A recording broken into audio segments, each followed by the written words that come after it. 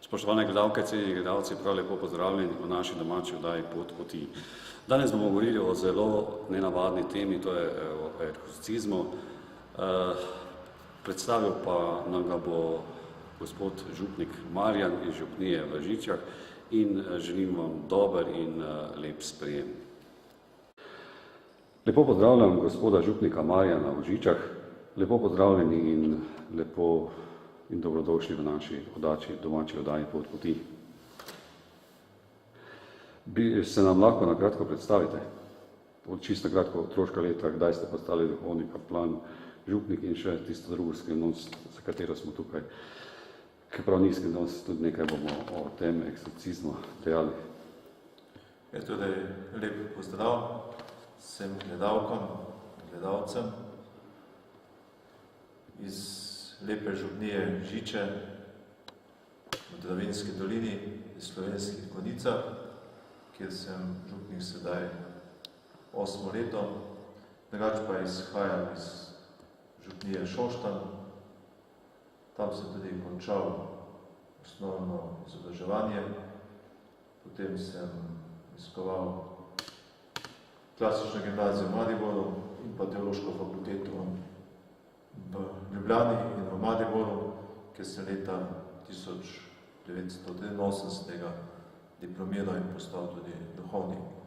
In sem bil potem najprej kaplan v Velenju, potem sem bil župnik Dolobnih Hrastnik, od leta 2000 sem župnik tukaj v Žičah in imam še soupravo župnije Špitalič, kjer je znana žička kartuzija. Kaj pomeni beseda eksorcizem, gospod župnik Marjan? To je tujka, prihaja iz latinščine. Pomeni zarotovati ali kozovati hudemu duhu, da odide iz prostora, iz človeka, če se je pač njega kdorkoli naselil, ali če je prišel človek pod kakršenkoli njegov vpliv. Kako ste na kakšen način ste vi postali eksorcist?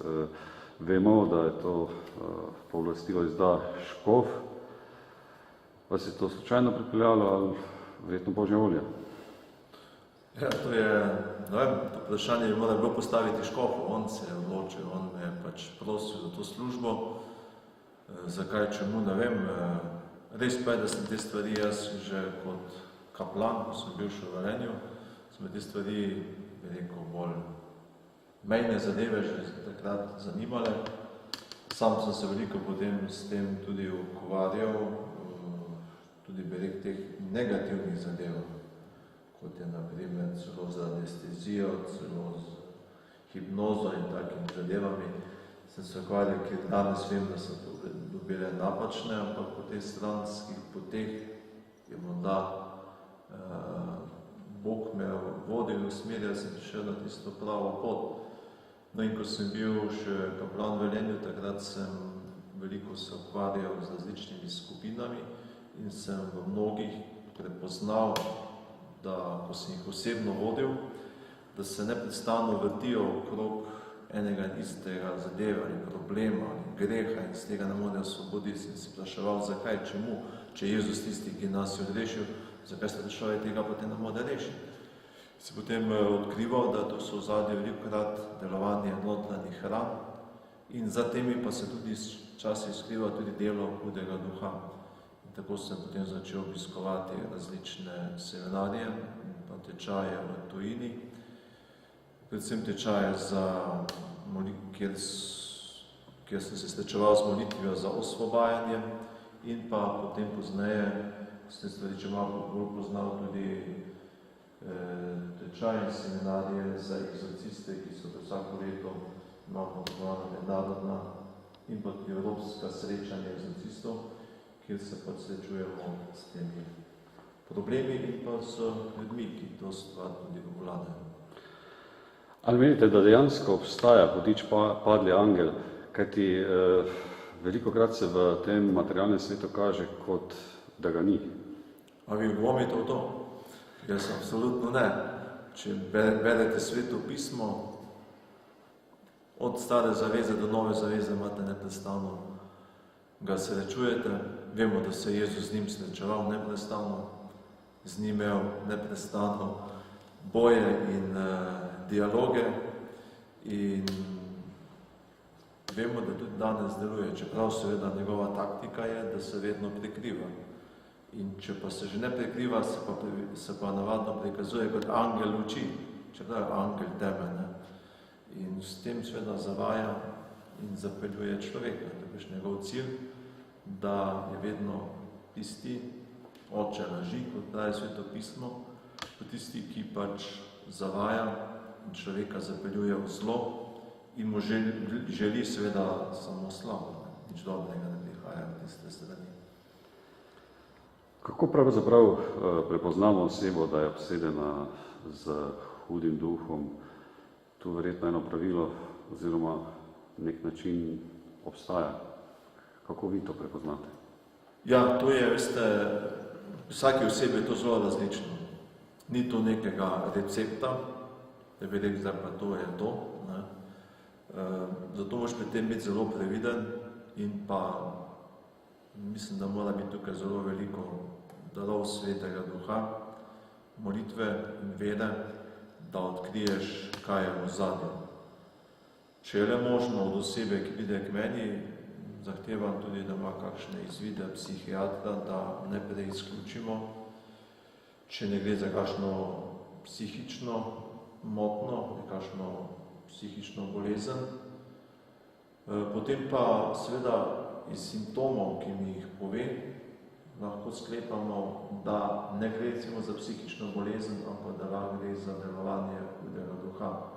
Spravi, da je potrebna potem terapija, če tako rečem, ki jo lahko dobi ta oseba v cerkvi, kateri se je zatekla, predvsem preko sakramentov, preko sakramentalov, molitve in pa potem tudi molitve eksorcizma, če je to seveda potrebno. Zdaj, simptomi so zelo različni. Eni recimo hodi vse mogoče zdravnikom, celo razne zdravilce danes mnogi hodijo, žal tega ima biti navadno še več problemov, pa potem si mu zdravila ne pomagajo. Ždah tak en simptom. Potem te osebe recimo lahko slišijo kakšne glasove ali nekdo, da jim vedno govori. To je zopet lahko psihično ali pa tudi duhovno. To je zopet previden. Potem lahko te osebe čutijo ob svetem, reagirajo, naprimer, če izpostavljajo nesvetejše, če nekdo moli za njih, reagira ali jih moti molitev. Potem jih imajo nek strah v sebi, čutijo, da je v njih neka druga oseba, ki jim govori, zopet lahko to je, zopet lahko schizofrenija, zopet pa lahko to delo hudega duha. Potem te osebe imajo lahko tudi razne previde. Zopet lahko psihično, lahko je to delo zopet zla. Potem imajo neki nemir, občutek, da jih vedno nekdo spremlja. Potem lahko imajo težnje po samomoru. X silom možnosti je tukaj, vseh simptomov, ki se lahko pojavljajo pri takem človeku. Poraja se vprašanje, pravzaprav, kako se človek, ki morda ne pride do vas, oziroma se želi obvarovati hudemu duhu, kaj bi mu svetovali? Ja, najboljša zaščita pred hudim duhom je življenje z Jezusom. Ne? To je prejemanje sakramentov. Zlasti je tukaj najmočnejše sredstvo, je vsekakor sveta spoved, potem je obhajilo, sveta maša, molitev, potem redno branje Svetega pisma in pa življenje iz sakramentov. Danes imamo pač ta način miselnost ljudi, češ, jaz imam sakramente, prejel sem svete sakramente, imam obhajilo spoved, birmo, poroko, ne dalje, ampak iz tega človek ne živi. In takšen človek ima veliko možnost, da bo prišel lahko pod vpliv hudega duha, ker nima zaščite, ker ne uporablja sredstva, ki nam jih daje Jezus, da bi se lahko pred zlom zaščitil in lahko ta človek pride potem pod njegov vpliv. Zato vedno pravim, najboljša zaščita je resno krščansko življenje, čisto preprosto povedano. Če pa tega ni, nas ljudje, ki pač ni vere, potem se zatekajo vsemogočnim zadevam in potem prihajajo do vseh teh zadev, da imam jaz potem vedno več dela. Kako pravim, določena gibanja, oziroma kot so vedeževanje, karta, astrologija, a je to v redu? Kaj vi menite? Ne, to je vse, temu lahko rečem, šarlatanstvo. Vse to korenini bi lahko rekel v današnjem gibanju, ki mu rečemo New Age ali novodobno gibanje. To je v bistvu New Age je sodobni gnosticizem. Gnosticizem pomeni odrešiti se s pomočjo spoznanja, ki pa ne priznava osebnega Boga. Bog je za New Agerje, če tako lahko imenujem, samo neka energija. Da tukaj se mi zdi zelo pomembno, da to ločimo. Energija je samo ena oblika materije. Zato, če rečemo, da je Bog energija, v bistvu rečemo, da smo zopet samo še na materialni zadevi in to neke vrste potem tudi panteizem, če vse je Bog. Za njih je Jezus samo neki učitelj, neki guru, neka reinkarnacija kozmičnega Kristusa, kot pravijo. Zanikajo seveda tudi obstoj Boga, zanikajo odrešenje. Za njih je pomembno samo odrešenje, tako imenovane karme. Zagovarjajo reinkarnacijo, kar seveda nikakor ne gre skupaj s krščanstvom. In ta religioznost, če bi jo sploh imenoval, lahko še religioznost se napaja v raznih vzhodnih verstvih, potem v ezoteriki, magiji in pa v okultizmu. Razumski argumenti navadno pri teh ljudeh veliko ne zarežejo, nimajo navadno nobene teže. Ampak bolj instinkt, nagon, in pa da sem dobro počutil. To je bistvo od sodobnega človeka, da pogledam sam tem, kako se bo dobro počutil. Kaj se pa z njim dogaja, to pa za njega niti ni tako pomembno. Potem seveda zagovarjajo sinkretizem, to pomeni iz vsake religije in vere nekaj potegniti, kar bo za mene, našo skupnost dobro ali zanimivo, ne jemljajo pa seveda celote. Samo tisto, kar ti pač paše. In v tem New Age imate polno raznih polznanstvenih terapevtskih tehnik. In do popolnosti, tako pravijo, prideš s tehnikami, ne pa s preobrnenjem, kar je recimo za krščanstvo ravno bistveno. Spreobrnenje, ne pa tehnika. In človek hoče vse sam v New Ageu, se pravi brez Boga. In to je v bistvu tisti izvirni greh prvega človeka, ki je hotel biti Bog brez Boga.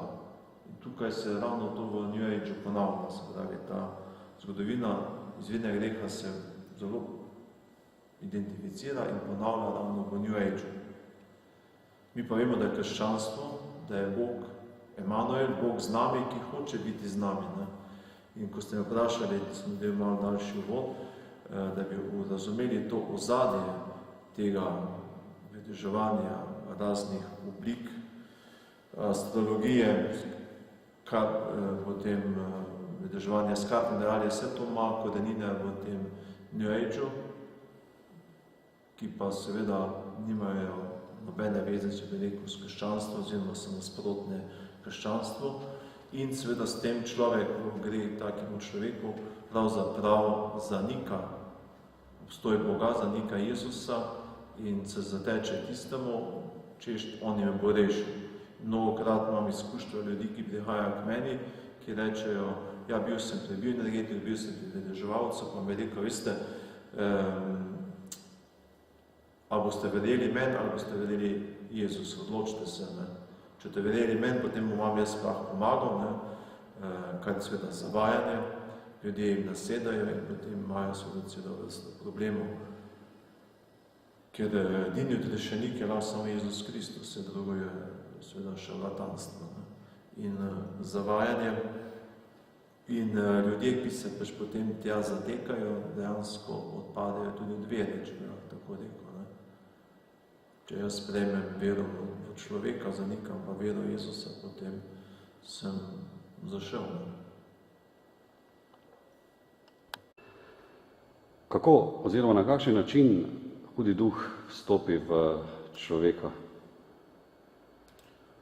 Ja, to mislim, da je zelo pomembno vprašanje, da bi tudi gledalke in gledalci bili upozorjeni te nevarnosti, ki so.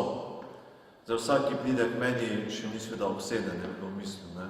Ampak mnogi, ki pridejo, so pod vplivom hudega duha, se pravi, da nek način hudi duh vstopa v njihovo življenje in ni pa zdaj rečeno, da so že obsedeni, ne imajo pa težave, imajo pa probleme.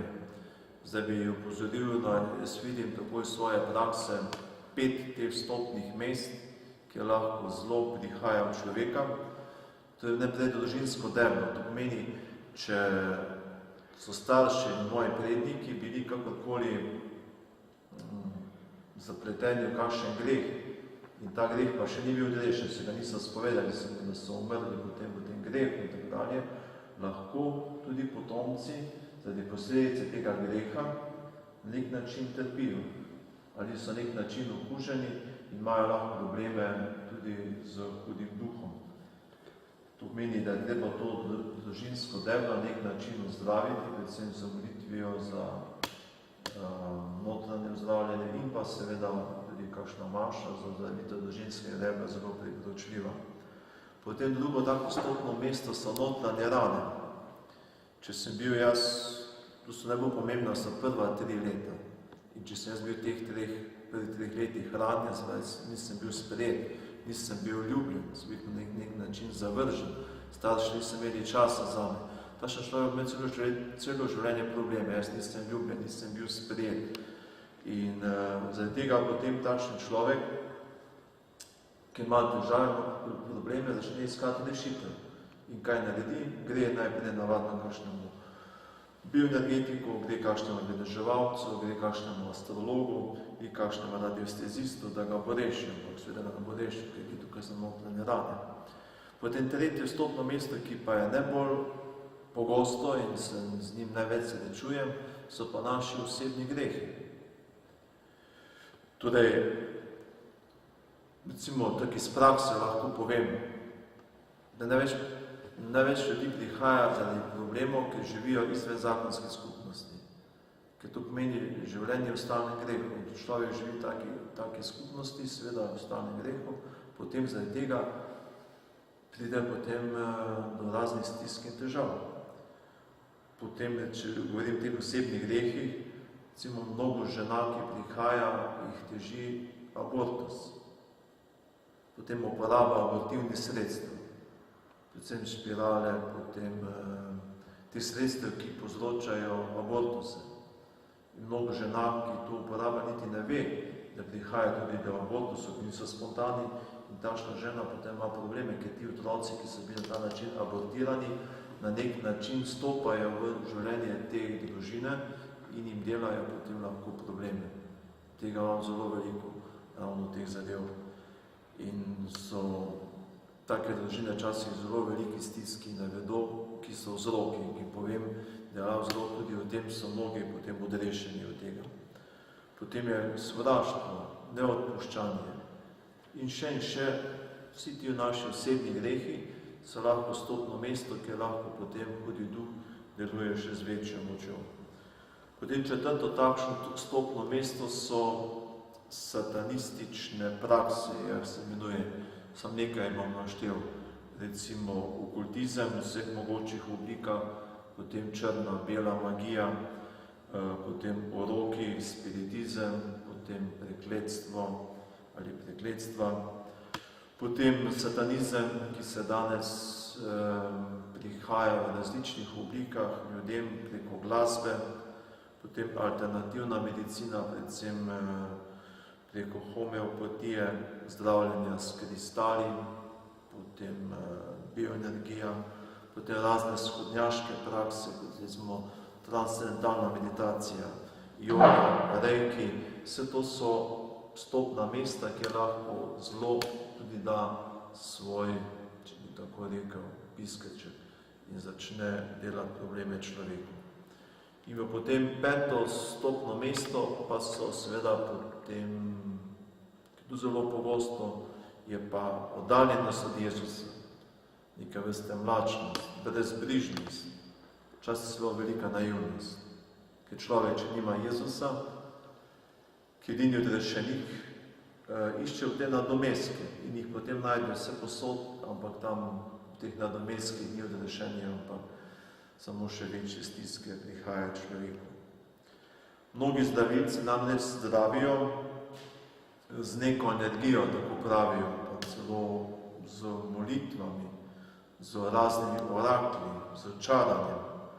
In človek, ki pride takšnemu zdravilcu, se mu mora sveda predati, se mu odpreti in s tem se pa odpre tudi tem silam, s katerimi on dela. In velikokrat nihče, niti on zdravilec, niti pacient, ki pride k njemu, ne ve, kakim silam se je odprl. Kako pravzaprav temu človeku pomagamo? Ja, gledajte, jaz skušam ugotoviti, kje je tisto stopno mesto, ne? Kjer se ta človek nek način okužil ali prišel pod vpliv hudega duha. Ne? In če začnemo recimo na te tretji stopni, ki se mi zdi najpomembnejša, recimo, da gre to za osebni greh, pozajmo na primer abortus ali splav. Ja, tukaj takoj na dlani, da je v zadnju greh. In tukaj tega me ne more rešiti ne zdravnik in me ne more rešiti ne psihiater. Jaz lahko hodim psihiater, ker mnogokrat te abortusi povzročijo depresijo. Ampak žena ne bo rešena. Zakaj? Ker treba, da pristopi zakrament. To se pravi, potrebno je, da stopi Jezus njeno življenje in reče, jaz te odvežem ti grehu, tega nimaš več. Ne? Ko enkrat žena to prizna, se pokesa, je tega rešena in osvobojena. Začne lahko novo življenje, ker Jezus v sakramentu sprave prinaša novo življenje, nekaj novega. Tukaj se pravi psihiater, ki gre tukaj za duhovno zlevo, ne more pomagati. Ne? Ker človek je telo, ki lahko pomaga zdravnik, je duša ali psiha, ki pomaga lahko psihiater in je duh, osebno jedno, kjer pa lahko pomaga ali rešuje Jezus s pomočjo svojih sakramentov. Zato je v takem primeru na prvem mestu sakrament sprave in spovedi potreben.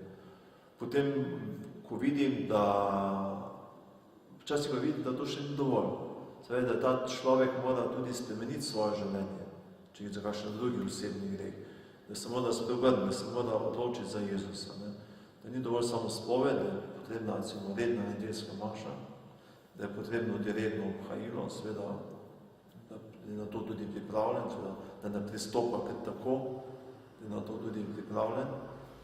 In pa seveda potem molitev, osebna molitev.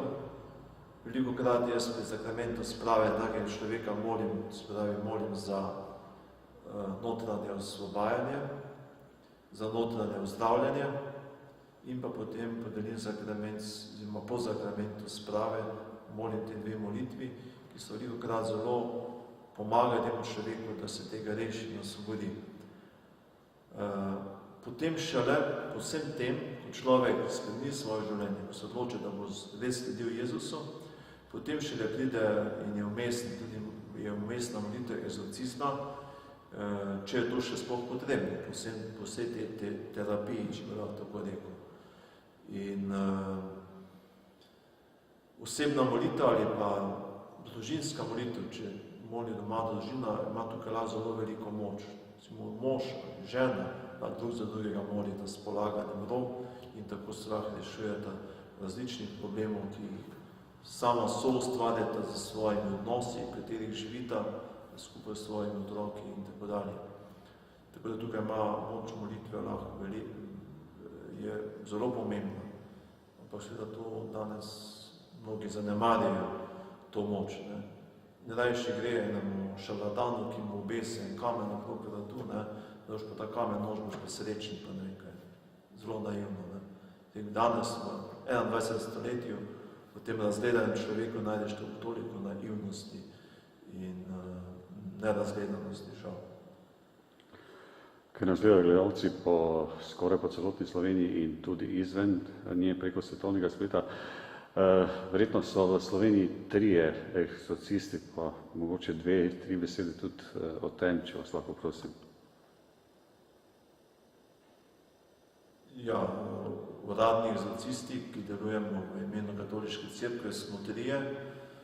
Imate pa se pojavljali tudi seveda na spletnih straneh, nekateri, ki ponujajo takovane usluge, tudi v tem smislu, ampak to so seveda, ne vem, v imenu koga naj delajo. Ker jaz vedno poudarjam, nisem jaz tisti, ki bi izganjal hudiča, jaz nisem imel v tem moči, to moč ima Jezus. Jezus je tisti, ne jaz. Jaz sem samo lahko orodje. Bog je devež v njegovih rokah, tisti, ki pa izganja Jezus. Predvsem pa s pomočjo njegovih zakramentov, njegove milosti in pa zaradi njegovega odrešenja. In te zaklade odrešenja so ravno v cerkvi in tukaj so tudi vsi ti zakramenti, preko tega lahko človek se tega reši. Tako da nekdo, ki reče, jaz bom priznal shodiča iz tebe, je zame šarlatan. To dela samo Jezus, nišče drugi. In pa seveda duhovniki imajo za to pooblastilo od škofa, seveda dela on sam v svojem imenu, ampak v imenu cerkve in v imenu cerkve potem prihajajo vse te milosti lahko temu človeku, da bo nekega dne osvobojen. Sedaj bi vas še za konec prosil, če bi še našim gledalcem dali kakšno priporočilo. Ja, k meni prihaja zelo veliko ljudi in ko gledam te njihove stiske, se včasih kar zgrozim in žal mnogokrat so si sami, večinoma sami krivi, da so še zašli v take stiske, zato priporočam, ko boste v stiski, poiščite strokovno pomoč. Če gre za telesne zadeve, poiščite to pri zdravniku, če gre za psihične, poiščite to pri psihiatru, gre za duhovne stvari, pa poiščite v cerkvi, če bi tako rekel, pri Jezusu. Ampak zdi se mi pa pomembno, da vsi 3, tako duhovni, kako psihiater in zdravnik, da so potrebni pri kakršnikoli bolezni. Ker ko človek pride v stisko, bolezen, jaz mislim, da so vsi 3 tukaj potrebni, zato iščite tukaj, pri teh zadevah, ne pa letati okrog raznih šarlatanov, ker bodo vam samo spraznili žepe, postali boste še bolj zasvojeni s temi zadevami in še večje stiske boste doživljali. Če pa še z moje strani bi tako rekel, kot je rekel apostol Peter, samo v Jezusu je odrešenje, tisto pravo odrešenje. Vse drugo pa je zavajanje. Gospod župnik Marjan, zahvaljujem se vam za pogovor, za nasvete. Hvala lepa in želim vam vse dobro, oziroma obilo Božjega blagoslova pri vašem delu in naj vam bo Bog bogat plačnik v večnosti za vse to, kar pomagate v tem. Hvala lepa. Enako hvala lepa vam in vsem gledalkam in gledalcem. Želim lep dan. Spoštovane gledalke in gledalci, gledali smo oddajo Pot poti. Kot ste videli, smo najdli določene istočnice, ki nas bodo obvarovale, je obisk vsakodnevne svete maše, molitev ali osebna ali družinska. Zahvaljujem se vam za pozornost in vas želim vse dobro in vas pozdravljam na vaših življenjskih poteh do naslednje oddaje Pot poti. Moderator Albin Škrabl. Nasvidenje.